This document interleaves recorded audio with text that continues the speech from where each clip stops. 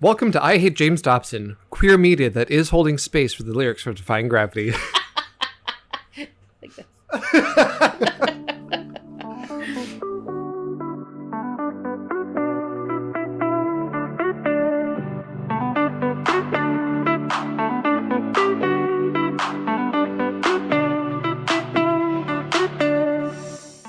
Welcome to I Hate James Dobson. My name is Jake. I'm a former evangelical turned queer sex therapist. And today, I am once again joined by the indescribable Brooke.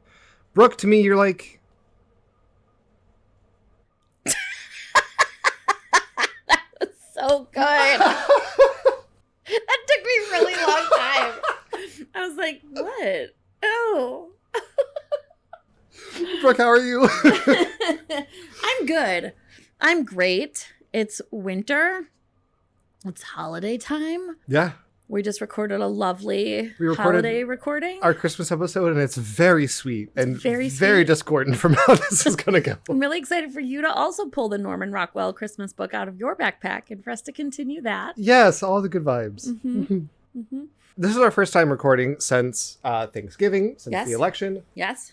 I was not with you last time. Thank you so much. Shout out, Kat, for We love covering. you, Kat. It's so good. Mm-hmm. This is the first time recording in your new office, which is yeah. also exciting. Yep. How are you doing with life changing and moving? Great. I love this new office. I'm happy to be back here recording this with you. You do not come from a broken home. That made me laugh. Everybody, I was out because, things happen in life. And now I'm back. Love it. And I'm happy to be here. So last episode, we talked with Kat, I talked with Kat, our friend, about the election and how it's all kind of James Dobson's fault. Yeah. This episode isn't about the election. Great. Real quick vibe check. Yeah. How we feeling? Bad? Oh, real bad. Cool. That's all we need. Great. After the election, I fell down a deep rabbit hole. And today, and our next episode, is me dragging you down with me. Okay. I gave you Norman Rockwell. Yep. So picture it. I'm at home, depressed, in a gay NASA hoodie and sweatpants, covered in a robe. I'm sitting in my plaid chair next to my piano, reading light on, and feet propped up on my piano bench. I'm sitting like a homosexual, which is to say, incorrectly. And I cannot focus on the ways that my bad posture is probably straightening my neck and back for the rest of my life, for I am too focused on the book in front of me. This is a book that I've read before, and so it's one that I'm familiar with. This book has been a present fixture of my life and my nightmares since 2007. This book itself is so culturally significant and holds an incredibly interesting space in my brain, and especially in our new reality, in which Christian nationalism is the most ascendant it has been in ever. I think my main critique of evangelicalism, both as a theology and as a political movement, boils down to reckless disregard. Whether it be with ideas of facts, children's safety, queer people, ideas of, autonomy and respect, evangelicalism seemingly doesn't know and doesn't care about the very real, tangible, and long-term damage it is doing to everyone. But, why? What's the point? What do they get out of doing all of this? Theocracy? Kind of. But, also not really. For as much as they like to talk about America being a Christian nation, many will also say that they know our government is corrupt and can never really be a Christian body. Where all of this is leading to, Brooke, is the end of the world. Brooke, readers, Kevin and Kelly, today we're going to be talking about... Here comes the bag. Here comes the Left book. Behind by Tim LaHaye and Jerry B. Jenkins, originally published in 1995. Yes! Oh, I'm so excited. Brooke, what do you know about this? Oh my God. Oh, you know what? I can't even complain. I'm so excited about this weird story. I'm okay. so excited. What do you know about it? I know that Left Behind was a book and then a TV show. Okay. Something Kirk Cameron. Okay. And that it is the idea that you have told me is not even in the Bible, that the Jesus will come back or something and take all the goods with him and leave all the bads. And one day you'll just walk outside and all the goods will be gone and then the bads will be there. And I don't know. It sounds like a party, but I guess does Satan come and take all the bads? I don't know what happens. That one, I think that's the most accurate description that I've heard of like the cultural zeitgeist idea of the rapture. Okay. And the rapture. That's what I meant. Yes. And I have talked about it before. I think I get into it a little bit later, but the modern idea of the rapture does not exist in the Bible. And it's oversimplistic to say it became a thing because of this book, because it existed beforehand. But this book really just dominates the cultural zeitgeist as relates to the ideas of the rapture. Sorry. So now that I know what this is, did this book come out in 2007? No, this book came out in 1995. Oh, okay. Wait. Okay.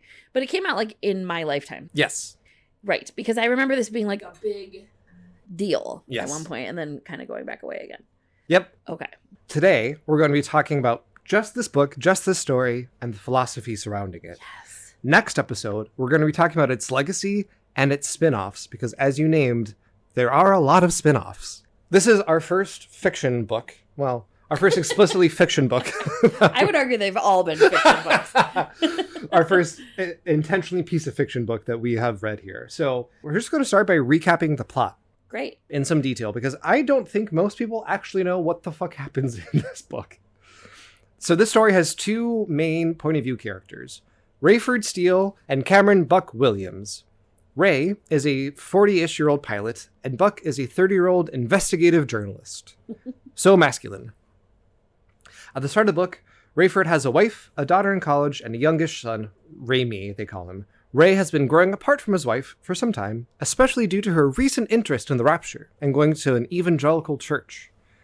With this distance, Ray has been low-key flirting with one of his regular flight attendants, a mid-20s woman named Hattie. Hattie! Get it together. This book paints Ray at the start as kind of like the type of Christianity that your family grew up with, I would imagine. Yep. Quote, God was okay with Rayford Steele. Rayford even enjoyed church occasionally. But since Irene had hooked up with a smaller congregation and was into weekly Bible studies and church every Sunday, Rayford had become uncomfortable. Hers was not a church where people gave you the benefit of the doubt, assumed the best about you, and let you be. People there actually asked him to his face what God was doing in his life. Can I see the book? Yes. Oh. Also shout out my local library. Oh my God, is a plane flying over on it? Rayford is a pilot. Oh, right. Okay. Oh my God. It's a series? We're going to get into it. Okay. Buck Williams is a prodigy in reporting, being the envy of his peers. His nickname, Buck, is because he bucks social conventions. It's very creative. Because Buck is a successful investigative journalist, he has connections in high places. So prior to the start of this book, Buck was in Israel as the Russian Air Force attacks them. But no Israeli dies. Somehow all of the planes exploded and are crashed without hurting anyone who matters. Israeli people. Okay. So that was like the big story of his life. He's grappling with that at the start of this book. The story opens on one of Ray's flights, one where Buck just happens to be on board. They don't know each other. This is the night that Ray plans to make his implicit flirting with Hattie explicit, awooga. But he's cock-blocked by the rapture. Thanks a lot, rapture. I wrote holy blue balls. Quote, first one, then another cried out when they realized their seatmates were missing and that their clothes were still there. They cried, they screamed, they leapt from their seats. There's an old guy named Harold who's a very minor character, but his clothes were in a neat pile on his seat, his glasses and hearing aid on top. So not only do you disappear, Jesus folds your clothes. Yeah, he's not a slob. He's polite. You get raptured naked, though? Yes. Let me ask you this. Mm-hmm. Do you take things like your earrings and your tattoos? Good question. They don't get into tattoos. Earrings, no. Interesting. I think these people who wrote this book are very anti-tattoo, so I don't think they would account for Buck doesn't have a tattoo. All right. Great. The rapture, understandably, causes chaos. Yeah. People disappearing means that cars and planes have been abandoned. Panic leads to riots and looting. And the rapture happens on page like 50. Oh my God. This book, 450 pages long. So this book, and as you named, it's a series. Every book after it takes place. It's not actually about the rapture. It's about everything after the rapture. Okay. In the other books, does it always start with where other people were during the rapture? It follows mostly these people. Oh, interesting. Okay. Lost opportunity. For most of this book is Ray and Buck's coming to Jesus moments. Ray's happens earlier as he grieves the loss of his wife, He knew instantly what had happened and that she was right all along. Quote, by now, poor Christopher, his co-pilot in the cockpit, was the only person in the plane unaware of what was happening. Rayford told Hattie he didn't know what was happening any more than she did. The terrifying truth was he knew all too well. Irene had been right, and most of his passengers had been left behind. Dun, dun, dun, dun. I literally wrote dun, dun, dun. What happens if you get raptured, but you're the pilot? Does the plane go down? Yes. Oh my God. Mm-hmm. This is drama. It sure is. Put a pin in that for some of the adaptations, yes. Okay. So Ray has to make an emergency landing and navigate, understandably so, if such a thing were to occur. Everything's in chaos. It'd be very hard to find a place to land your plane. Everyone's trying to get grounded. And so the main headquarters of this book are in Chicago. Hell yeah, O'Hare. Woo! Yeah, so he tries to land a plane at O'Hare, and there's... Or Midway.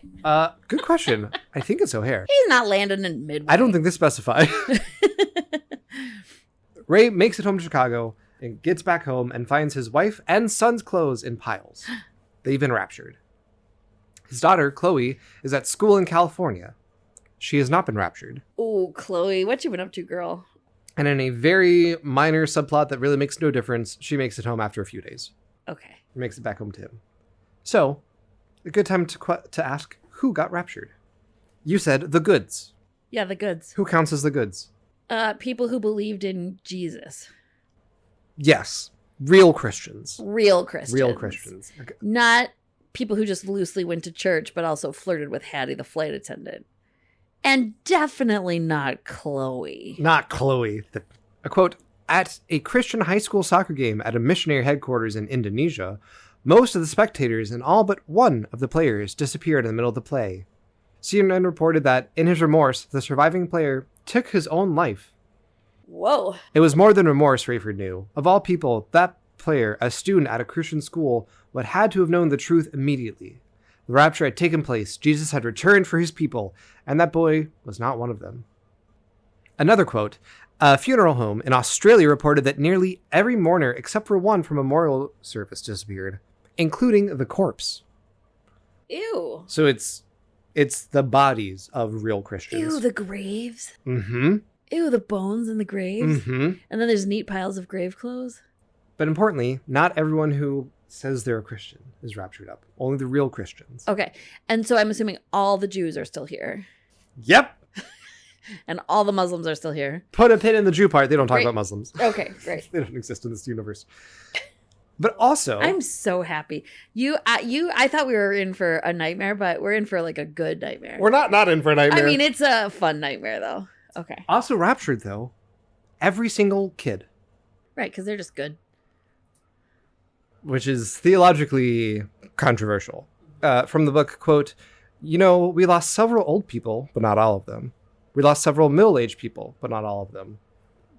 We lost several people your age and my age, but not all of them. We even lost some teenagers. Ray stared at her. What was she driving at?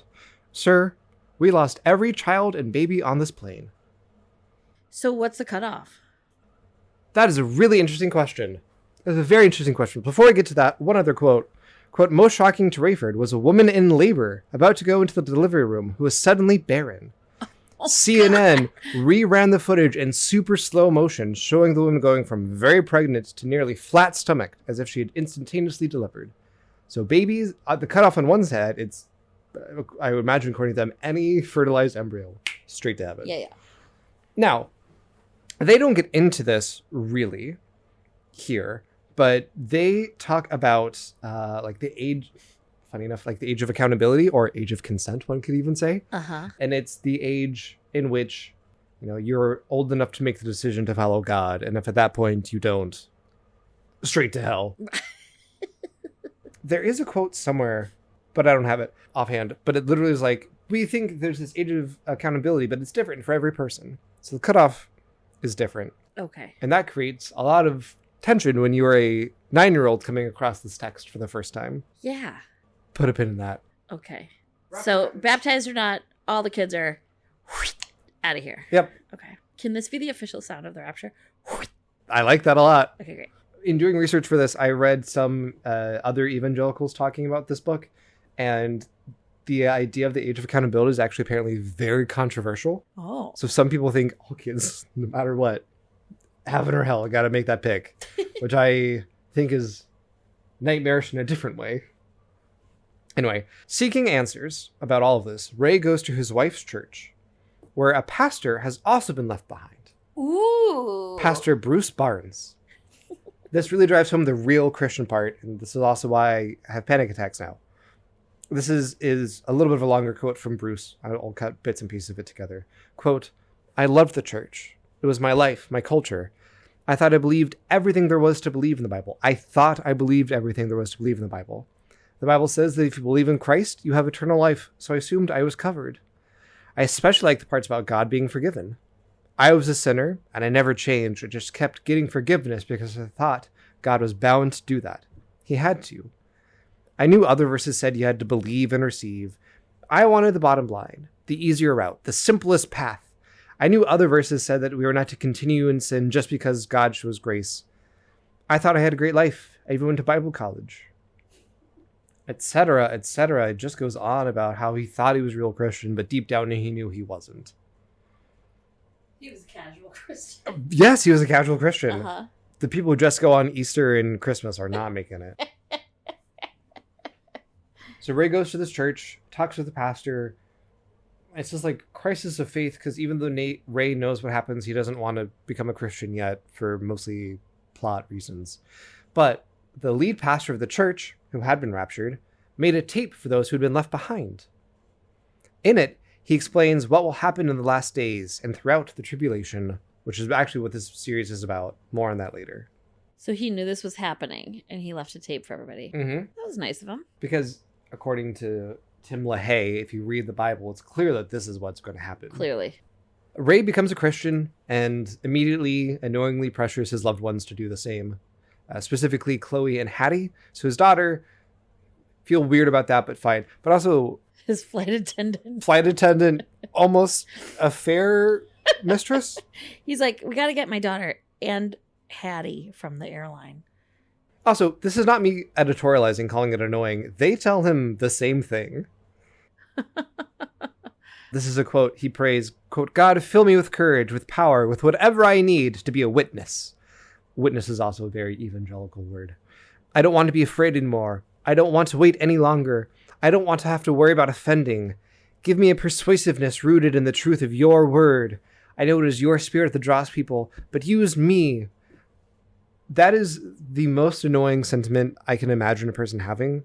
I don't care if I'm offending you. I'm going to tell you the truth, which is the way that a lot of evangelicals move through the world. Right. And again, if you think you're worried about people's eternal souls, it makes a logic to that. If you don't believe that, you're being a fucking asshole. Well, I have a question for you. And maybe you're getting to this. Mm-hmm. Do evangelicals like this book, even though it's not in the Bible? They love this book. They take it as canon. Oh my God. Okay. They might disagree with some bits and pieces. We're going to talk about the whole philosophy behind it as well, yes. So Ray becomes a Christian, annoyingly pressures the people around him. Eventually, Chloe also becomes a Christian. Okay. Hattie does not. Hattie, girl. Okay. Okay. Yeah. We're never going to get through this. I'm so sorry. You see people literally raptured into the sky. Uh-huh. You don't see them raptured. They disappear. People disappear, but that's happened. Mm-hmm. Worldwide. Mm-hmm. Little neat piles of clothes and hearing aids. And you're like, I'm still not going to do it. Some people think it's aliens. Some people think it's a advanced weapon technology that's like... Don't you want to just at that point, even I would be like, sure, Jesus. Yes. I mean, if also depends on how we're defining real Christians, right? So is it 10% of the population, 5%, whatever. If that many people just suddenly disappeared, I'm a pretty strong anti-evangelical in my beliefs right now. That would make me potentially reconsider. Yeah, I'd be willing to take a look at least. Yeah. Yeah. But not in this book. Not in this book. All right. Not Hattie. Hattie's a strong woman. Mm-hmm. Team Hattie. Buck, in one conversation, so all of their flirting in the book is very implicit. It's a lot of is she lingering too long? What is it? It's very, very subtle. And so after the rapture, Ray decides to have a conversation with her. In literally back-to-back sentences goes, "I never actually loved you. You were just a replacement for my emotionally unavailable wife. And also, Jesus loves you. You should become a Christian." Right. I feel like I've been on dates with her. I am no one way or two in my life. So that's pretty much all of Buck's story. Okay. It's for 400 pages. Buck, while all this is going on, Buck is writing a story on the rapture. The public calls it the disappearances because no one wants to believe in the rapture because evangelicals have a crazy persecution complex. His plot is full of very poorly written action and adventure meant to keep you engaged and to let you know these books aren't just sermons, you guys. The details of this plot largely don't actually matter. There's like an informant who's letting him into like a conspiracy theory, whatever. Through a very contrived series of events, Buck is also working on a story about the United Nations, which is a conspiracy that unfolds throughout the book. Also in this book, shortly before the rapture happens, the world had gone down to 3 systems of currency. Oh. All of Europe and Russia dealt exclusively in euros.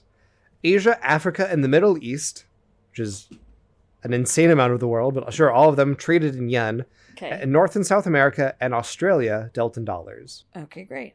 There's a move to build a one world currency, but those the nations had reluctantly switched once were loath to do it again. UN takes place in New York. That's an actual thing that happens in the world.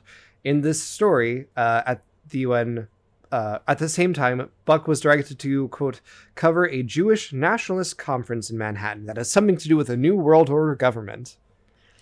That should raise some red flags. Yeah. The religion editor has something in my inbox about a conference of Orthodox Jews also coming together for a meeting. They're not just from Israel, but apparently all over, and they're no longer haggling over the Dead Sea Scrolls. They're still giddy over the destruction of Russia and her allies. Other religious conference in town is among leaders of all the major religions, from the standard ones to the New Agers. Also talking about a one-world religious order. There's 3 events happening, all seemingly disparate at the same time. A bunch of Jewish Orthodox leaders, a bunch of other religious leaders, and the United Nations. Okay. All meeting together. It will shock you to learn, I'm sure, that these are all actually one big event. Right. Buck's covering all of them because he's our protagonist, because plot. Importantly, also, quote, the religious Jews want to rebuild the temple. World history, real quick. There's been 2 Jewish temples in Israel. The remnants of one is what is known as the Wailing Wall. Yeah. So if you that's one of the old temple walls. Oh, okay. And some Jews and a lot of evangelical Christians believe that a 3rd temple will be built on the Dome of the Rock. So currently, Jerusalem specifically is a very weird city. It is both the capital of Israel, so it's politically important, and also is the main site for 3 different main world religions. Right. Islam, Judaism, and Christianity all have incredibly significant holy sites in that one city. And some of their holy sites overlap with each other. Oh. The Dome of the Rock is currently a mosque. It's under control by Muslims, and is a big bugaboo. Some Jews, more so Christian evangelicals, want to build a new 3rd temple on that site. Mm. There's a lot of important theology, a lot of Bible stories seemingly that take place on this rock. It's a big political conflict. It's actually one of my fears of the Trump administration. Yeah. I believe this is the rock where Abraham was going to sacrifice Isaac, if I remember my offhand theology. Doesn't matter. What that means, but doesn't matter. Okay. Anyway, so this is a real thing that exists in the world. And this book says these religious Jewish leaders want to talk about building the temple there again for the 3rd time. Okay. Buck gets to interview a guy named Nicolae Carpathia, the president of Romania, who is quickly ascending through the ranks of leadership in the UN, promising peace. He is central to this conspiracy that we're tracking. He's been working with, quote, the mightiest of the secret group of international money men. A quote from Nicolae Carpathia, quote, the UN was originally envisioned as a peacekeeping effort and must return to that role. The public is swooned by his advocacy for peace and his apparent refusal to take positions of power, his intelligence. It's very much like, oh, don't make me sing. Don't make me be in charge of the United Nations. Well, I'm just here to promote peace. It's not for me. But I guess if you're bestowing this upon me, I'll take it. Very like feigning. And apparently the rapture also took everyone's incredulity because everyone's like, oh my God, did you see Dune? Okay. There's a scene in Dune where Paul, the main character, everyone thinks he's the Messiah. And he's like, I'm not the Messiah. And people go, he denies he's the Messiah. That proves he's the Messiah. Uh-huh. It's very that. In his advocating for peace, he's saying, we had all these disappearances across the world. We're in chaos. It's time now for everyone to give up all of their weapons, nuclear weapons, but also guns, Donate your guns to the UN so we can keep the peace, but other than that, let's get rid of all of it. A quote from Nikolai Carpathia, quote, I have no personal goal of leadership except as a voice. We must disarm, we must empower the UN, and we must move towards one currency, and we must become a global village. Global currency feels kind of thrown in. Yeah. Whatever. A reporter asked Nikolai Carpathia if his plans included plans for a one-world religion and eventually one-world government. His response is, quote, I can think of little more encouraging than the religions of the world finally cooperating. Some of the worst examples of discord and infighting have been between groups whose overall missions is love among people. Every devotee of pure religion should welcome this potential. The day of hatred is past. Lovers of humankind are uniting. Another reporter, in response to this, added, This has to be the first time I've smiled since the disappearances. We're supposed to be objective and cynical, but how can you not like this? Okay, now I hate this book. This is not how people act. No. Even a little bit. Throughout this book, as I mentioned, Buck is also having a come-to-Jesus experience. He remains in contact with Hattie for unclear reasons. She's just some flight attendant. Still totally into her. No, he's not into her. She might be into him a little bit. Unclear. He, we'll talk about this in a second, is into Chloe. Wait, I've gotten confused. He's into Rayford's daughter. Oh, Ray was the one that liked Hattie. Yes, Ray likes Hattie. Buck is... How old is Chloe? 20. How old is Buck? 30. We'll he's into her because she's one of the bads and she got left behind. I mean, all of them left behind. Yeah, that's why he's into her. He remains in contact with Hattie after the flight, I guess, trauma bonding, and develops a huge crush on Chloe in one of the worst written romances I've read. And I've spent a lot of time on AO3. 20 and 30. Yeah, well, we'll talk about it. It's not relevant to this plot, but it's relevant to my experience. In the fairy porn that I read, the women are all 19 and the men are all like 647 years old. Ah, that's weird. Yeah, it's weird. We don't love that part of fairy porn. No. So Buck becomes a Christian near the end, right before an exclusive interview with Nikolai Carpathia, which is good because, whoops, turns out that guy's the Antichrist. Oh, whoopsies.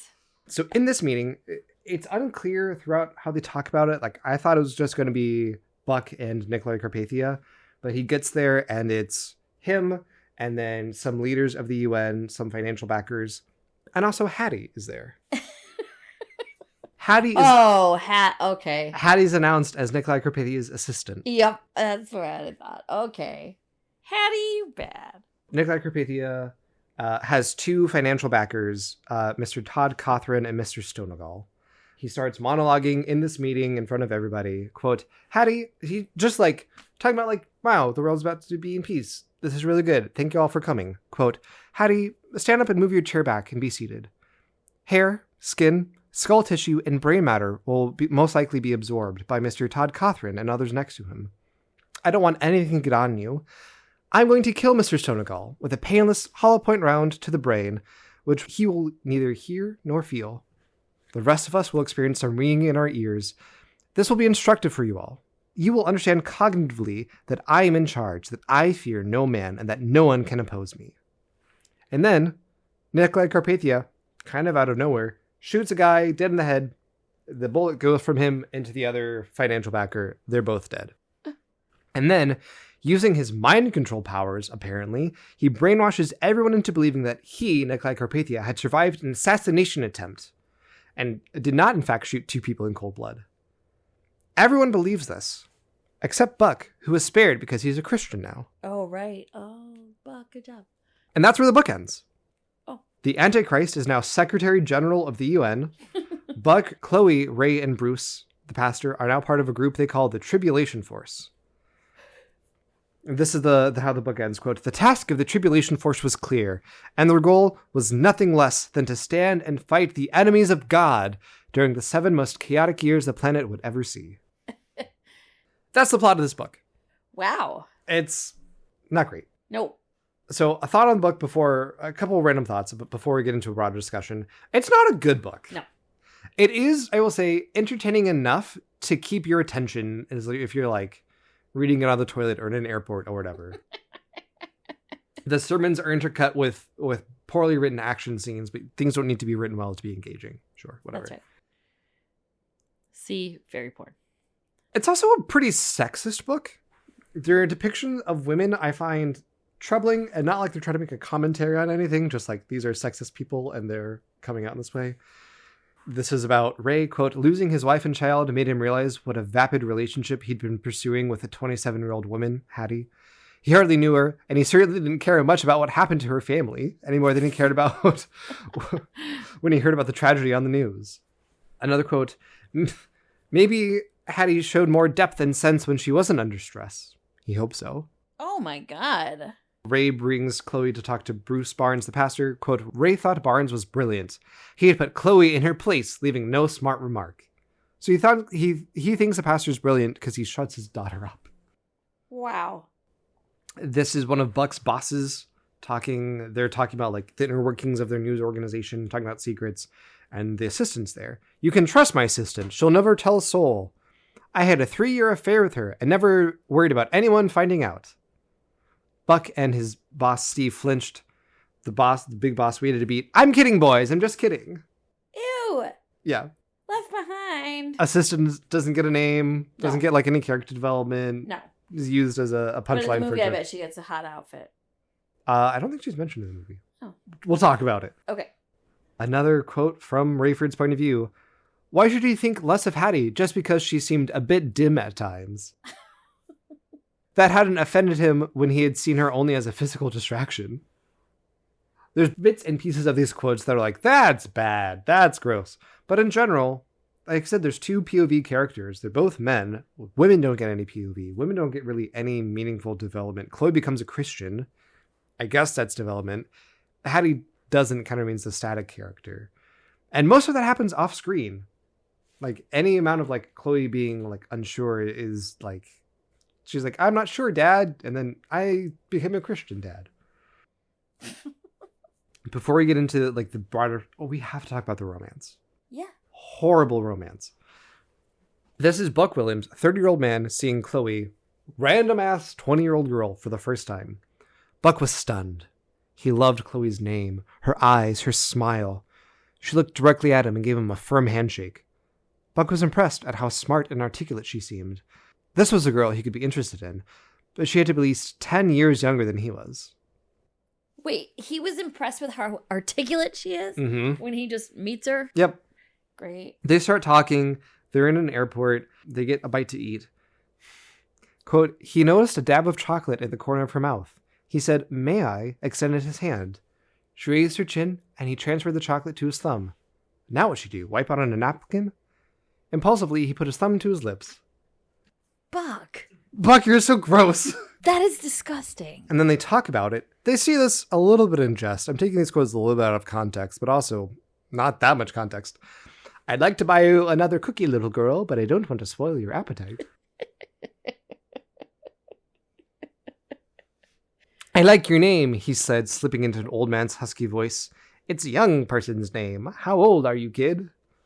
20 and a half, going on 21. Oh my goodness, he said, still in character. I'm consorting with a minor. Okay, gross. Gross. Gross. You're supposed to root for them. Gross. I have not read the rest of these books. I read the teen series as a child. Horrible mistake. I'm pretty sure the romance is like a central through line through most of these books. I have a quick question for you. Uh-huh. If Buck and Chloe get together and get married and they have a baby, is the baby raptured right away? Nope. They get to keep the baby. The rapture is a one-time event. Oh, so it's over. Yeah. So they can just replenish the earth. Yes. All right, great. Put a pin in that, but theoretically, yes. Okay. Ray and Hattie have a complicated romance. Well, sure. This is... Oh, Ray and Hattie. Yes. This is him. This is a pilot and his flight attendant. This is him breaking up with her. But we found out she's a minion for the devil? She doesn't know he's the Antichrist. She's just like, some smart hotshot wants me to be his assistant. Gotcha. She's an unwitting pawn of the devil. Okay, got it. Quote, it isn't just that we're so far apart in age, but the fact is that the only real interest I had with you was physical. Saying this in the Ray. conversation where he's trying to convert her to be a Christian. How far apart are they in age? I think... She's 27. Let's put a pin in that. Okay. Chloe advised Ray not to evangelize in the same conversation as he broke up with Hattie and said he never loved her. Smart girl, Hattie said. We must understand each other. Says Ray, well, you're not that far apart in age. Ray, seek therapy. Wrong thing to say, Rayford, says Hattie. If you're going to use the "you're young enough to be my daughter" approach, you should have brought it up earlier. Okay, gross. Gross. Horrible. I hate every bit of... And for sure this was written by a man, right? 2 men. Oh, of course. Okay. Now it makes more sense. Okay. So Ew. let's pull back a little bit. Let's talk about what gave me nightmares about this. And it's the idea of not being a real Christian. Oh, yeah. Evangelicalism is obsessed with purity tests for Christian. I've joked about before that I was raised to believe that Catholics weren't real Christian, but that's a very real bias in the evangelical and Protestant world more broadly. But the line never stops there. You can't be a real Christian and go to a church with a woman pastor. You can't be gay and be a real Christian. You have to believe in young earth creationism to really be saved. The goalposts are always moved further back. But doubt is a sign of failure. Bruce Barnes was a pastor who was left behind. He lived and breathed the church, but wasn't a real believer. He talks about having doubts. So how do you know if you're really saved? It's kind of unclear. Christians will say, like, you know in your heart. Okay, but also that goes against everything we've talked about as, like, even the heart is deceitful above all things, is like the line that's been used a number of times about purity culture, around sexuality, around all these things. So are you supposed to trust your heart here, but not here? How can you know? Some people will say, well, it's like the fruit of the Spirit. These things will, like, you'll manifest these things when you really believe in God. We talked about this before, but like love, joy, peace, patience, kindness, etc. But you can have those things without Jesus. Right. Also, one is not saved through works, but by faith alone. So you don't necessarily, you will, if you were really a Christian, God's moving in your heart, you'll show these things. But what if you were saved the day before the rapture? You're not going to show those things yet. And evangelicals love talking about their testimony. This is a story, often workshopped, about how they became born again. I had a story that I'd give when I was trying to evangelize to people. But in truth, I was saved many times. I prayed the sinner's prayer, confessing I was a sinner and needed Jesus, a number of times, at really emotionally intense moments throughout my life. Each time thinking, okay, but this time's for real, and I'm sure of it now. I feel it, I know it. It's like insurance. Yes. Mm-hmm. But if you do it for insurance reasons, then doesn't count. Oh, right. My favorite TV show is The Good Place, and spoilers, I suppose, but the premise is that 4 people, at least in the first season, think that they're in heaven, but really they're being tortured in hell. Upon hearing this news, one of the main characters assumes that it's because he, quote, drank oat milk despite knowing its environmental impacts. It's kind of a joke. He keeps coming back to this. When I was a kid, and if the rapture had happened, I'm sure I would have had my oat milk moment. There would have been something I could have pointed to be like, yes, I always knew deep down I wasn't a real Christian because this thing. Further complicating this for me, I was a child. Famously in Left Behind, all children are raptured. Would I be raptured too, even if I wasn't yet a real Christian? This is the quote I was talking about. From Left Behind, quote, up to a certain age, which is probably different for each person, we believe that God will not hold a child accountable for a decision that must be made with heart and mind, fully cognizant of the ramifications. Was my knowledge of this enough to push me into the age of accountability? Would being saved just to avoid the rapture even count as real faith? Or was I just being a coward and trying to get out of jail free card like some Christians described in Left Behind? I remember literally hearing these stories at age 9, which is also when I was beginning to grapple with my nascent sexuality. Did being gay override my faith? Did my knowledge of my sexuality mean that I'd crossed the age of accountability? I'm not sure, better pray for mercy. When I was 9, I came home from my school one day. All of this when you were 9? When I was 9, I came home from school one day to find my house empty. It was never empty. My mom was always home to meet me, or if she was going to be away for some reason, she would have left a note. Nothing. In that moment, I knew the rapture had happened and that I'd been left behind. That was my first panic attack. Oh. Turns out my mom had come to surprise me at school and we just missed each other. She was home a couple of minutes later. I don't think I told her what I'd been through. I don't even know how I would begin to describe it at that time. But yes, child me, this has been around in my life. Wow. So that's my involvement in it. Part of the reason I hate this book. Let's talk, Brooke. Yes. What is going to happen at the end of the world?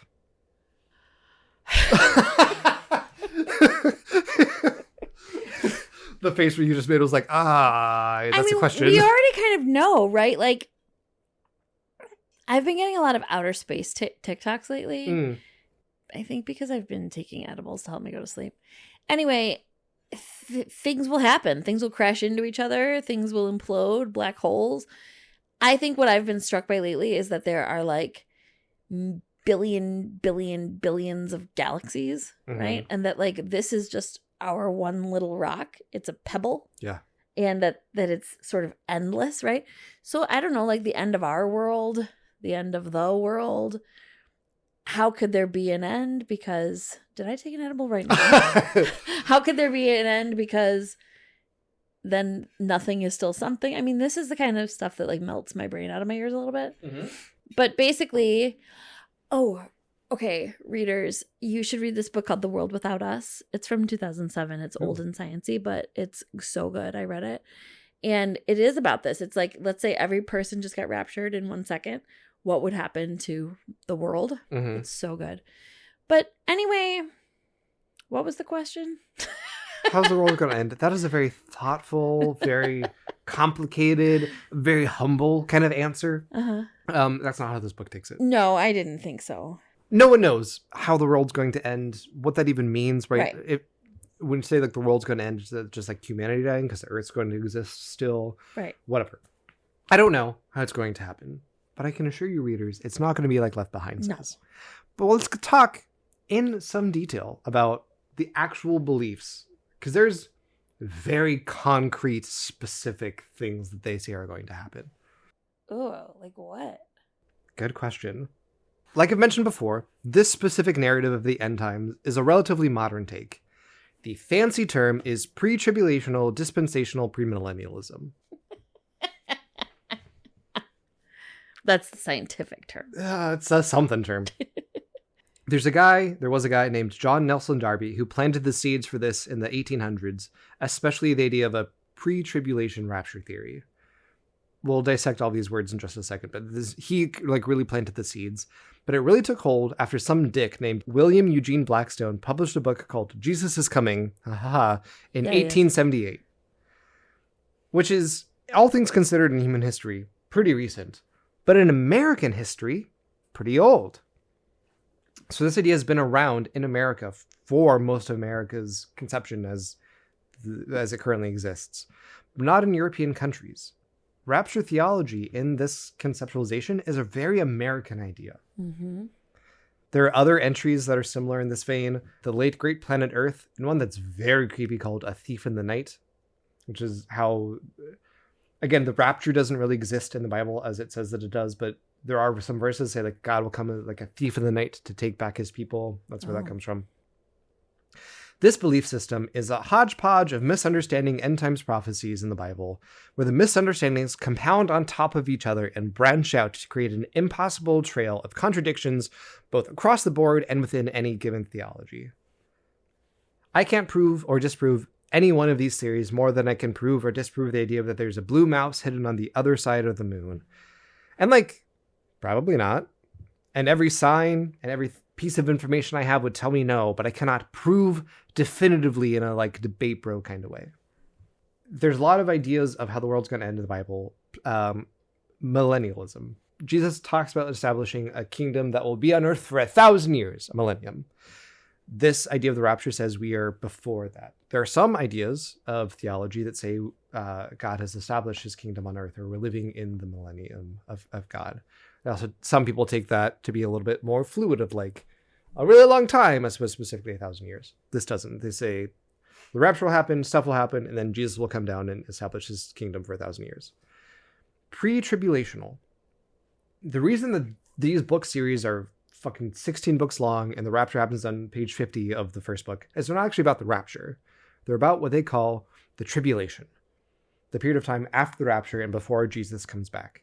So pre-tribulational, and dispensation is just period of time. So we're in a period of time. This is about a period of time that is before the tribulation and before the millennium, kingdom of God. That's when the rapture will happen. That is a bunch of bullshit, and it's all pretty new. Okay.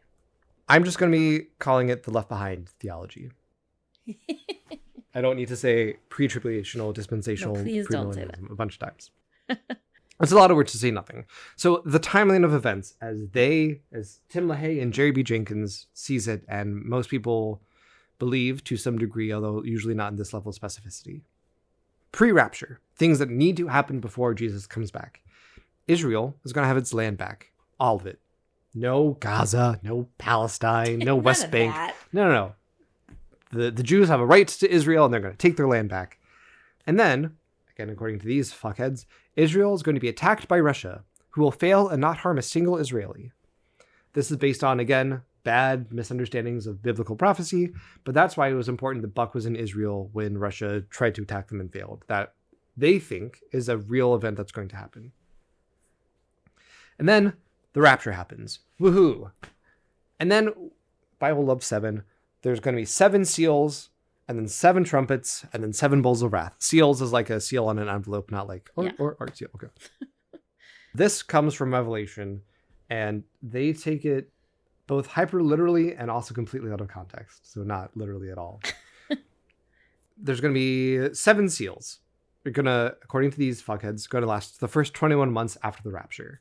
The first seal represents the Antichrist's conquest, then military conflict, nuclear war, economic crises and famine, and then a quarter of the world dies. These are where we get the 4 horsemen of the apocalypse. Oh. Behold a pale horse, that's about death. That's the last horse of the horsemen. That's, they say, a quarter of the world's going to die. But we still have 3 more seals. Jews are going to convert to Christianity. 144,000 of them. Somehow they got to that number. And those that do are going to be martyred horribly. Natural disasters are going to happen. And then the 7th seal is the start of the trumpets. The trumpets take us to the second 21 months. A third of the trees and grass are going to die. A third of the seas are going to turn to blood. A third of the fish are going to die. A third of the world's fresh water is going to be poisoned by a falling star. A third of the sky is going to be darkened. Which, throw back to midnight mass, that's how they justify vampires. Oh, right. Okay. 3 months of demonic locusts. A third of the... yeah, I've heard of this. Yeah. A third of the remaining world dies. The plagues. Yes. Yep, that's the trumpets. And then the 7th trumpet is the start of the bowls of wrath. Bowls? Yes. You're going to pour wrath out onto the world from these bowls. Okay, but could we have a branded cereal called Bowls of Wrath? That'd be very funny. We could have an offshoot. Oh, we can make... merch! Raisin Bran, Grapes of Wrath. Put this on the merch list. Yes. In addition to I Hate James Dobson and Holy Bone. So the bowls of wrath are going to be the 42 months. This is what they consider the Great Tribulation. And it's the second half of the 7 years of tribulation here. People are going to get foul and loathsome sores.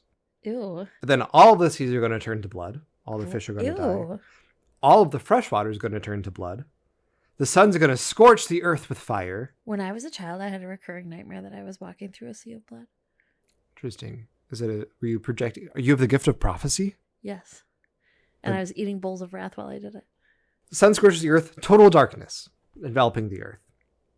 Demonic armies and kings gather at Armageddon for the final battle, and the 7th bowl of wrath, as Jesus returns to Jerusalem, wins the final battle. After the tribulation, 1,000-year reign of heaven and earth, and then the final judgment. I wrote Stan. Stan is cast into the lake of fire. Stan. Along with all the unbelievers who will be tortured for eternity. And then a new heaven and a new earth were created. Everyone lives happily ever after the end, eternity. The Left Behind book series goes through all of this. Wow. Yeah. Armageddon is named so because it is named after a real place. It's called Megiddo. Oh. It is a valley, essentially, in Israel. And they believe that the final battle of the world will take place in Megiddo. That's Armageddon. I've been there. Wow. Mm-hmm. What'd you see? It is a valley. Okay. Can we play a really quick round of Would You Rather?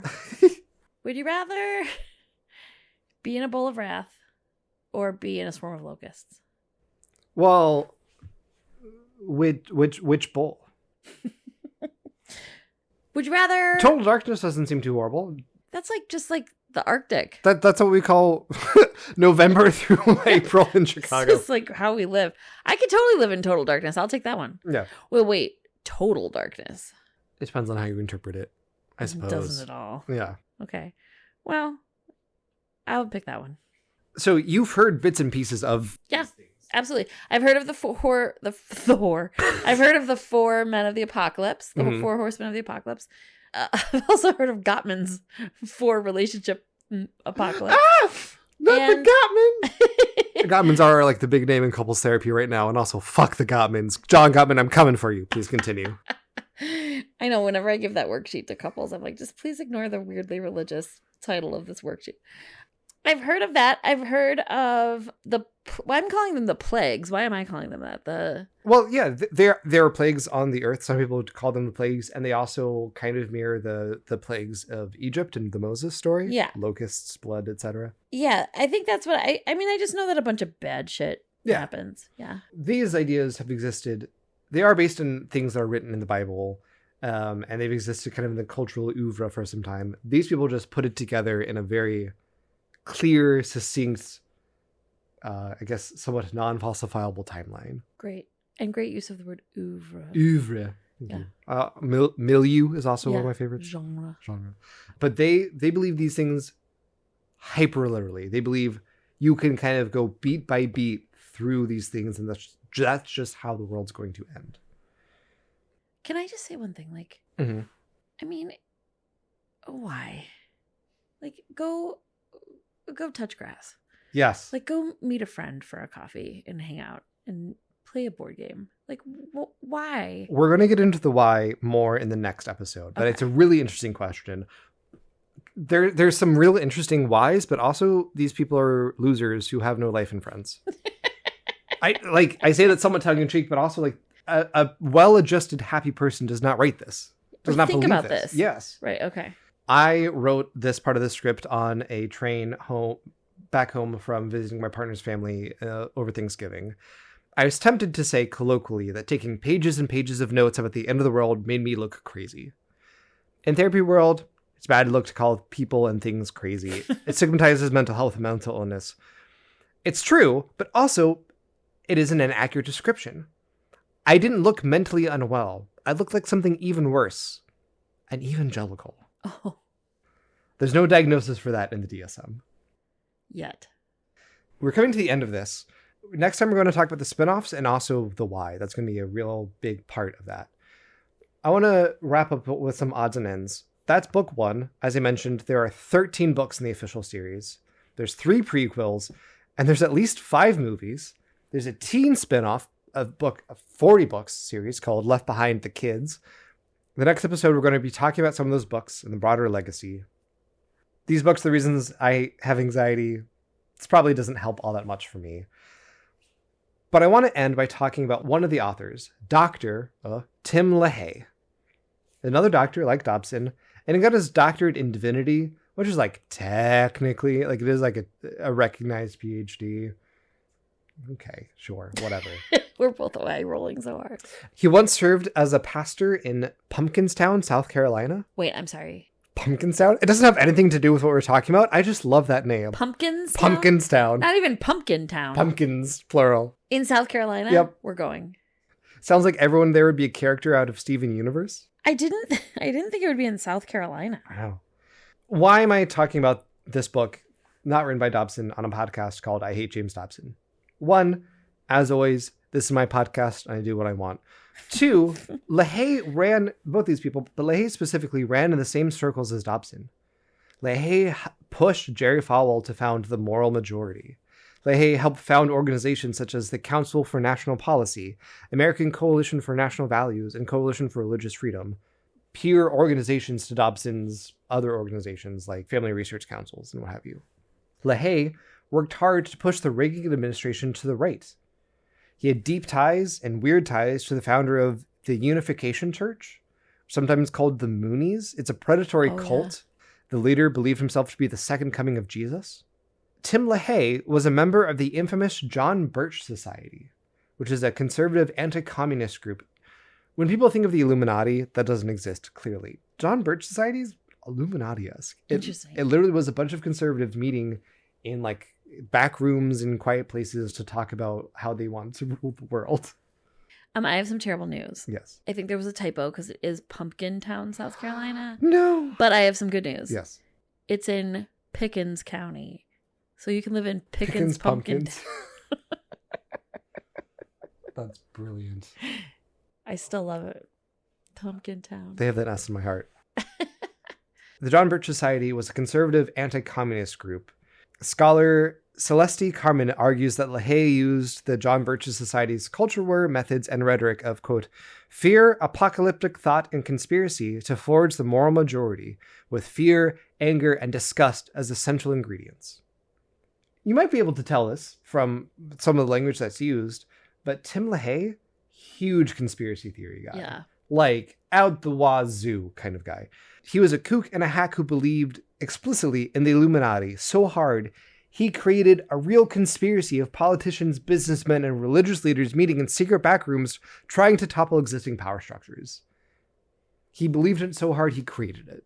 That's what Focus on the Family has been. That's what Family Research Council has been. Like, we've talked about this. Dobson Family Research Councils had these like small policy groups state by state. And Dobson specifically at the start was like, don't tell people they're part of the same network. They wanted it to be in secret to create this political movement that would then overwhelm the existing power structures. That's what they fear the Illuminati is doing. They created it. Dobson, I didn't find a whole lot about the two of them, but he did have this to say about him. Quote, what Dr. Tim LaHaye has contributed to our nation and the church cannot be measured. He served his country, planted churches, influenced leaders in our nation's highest offices, wrote numerous bestsellers, and gave generously to worthy causes. He was a brilliant man with a tender heart and an unflinching faith. We're not going to talk about his views on homosexuality. I think you can assume they're not great. They're not great. They're not great. Yeah. These two slimeballs lived and worked odious tentacle and odious tentacle. Brooke, I hate Tim LaHaye, and I hate James Dobson. James Dobson. I hate Left Behind. You leave me right here. I don't want to go. I want my clothes on my body and not in a neat little pile. I'm staying here. So that's the story of Left Behind. Well, I hated it. I can't wait to talk more next time about like what the fuck this even means. Bye. Bye.